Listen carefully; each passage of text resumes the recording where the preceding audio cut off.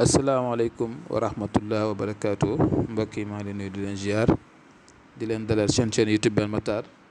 comme semaine bi yëpp passé maa ngi leen doon jox ay secret yu jëm seen diggante yi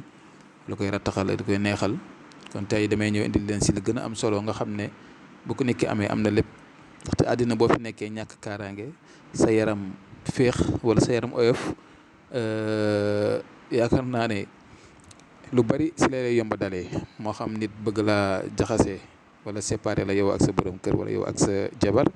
wala yow ak ki ngay bëgganteel wala sa mag wala sa rakk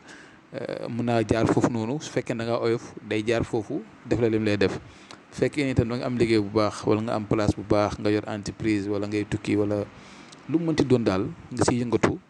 jékki-jékki rek gis mbir yi di xaw a taxaw lay demee yooyu yëpp loolu dina ko andi parce que cat rek dafa garaaw cat moo gën a garaaw sax liggéey nit jug dem liggéey la kon ak tam bët kon da leen bàyyi xel seen côté yaram moo tax man toujours rek du ma yem si di leen jox lu jëm seen wàllu diggante yi mais itam kaaraange si la bokk ndaxte bala nga naan da nga fay nekk tey jii bu amul kaaraange gu dëgër da nga yomb bu max da nga yomb a gañe kon nag maa ngi leen di digal bu baax a baax a baax a baax ngeen jéem a essayer di def secret yi mu leen jox si wàllu kaaraange ndaxte nekk na luy gën si yéen mbir mi c'est très simple yomb na da ngay ni jéem a ut xobi poftan lu tolloog juróom-ñeenti xob bu nekk ngay bind si tabbat yada abi lahab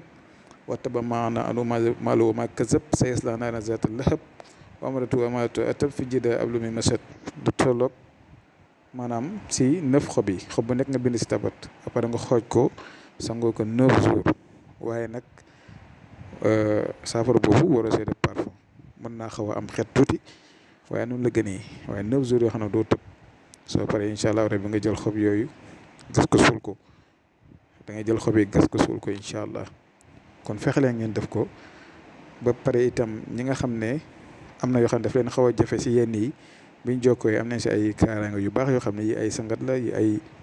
lu ñuy suuroo la ça dépend rek yi ñu takk la nit ki mooy xool li ko si yomb bu ko defee ñu seet nañuy dimbalante ak yéen si côté boobu ba ku si nekk rek mën a jëriñu si loolu kon tey lii laa leen indiloon ñu ngi yem fii di leen jox di daje suba jàmm incha allah asalaamaaleykum wa rahmatullah wa barakaatu.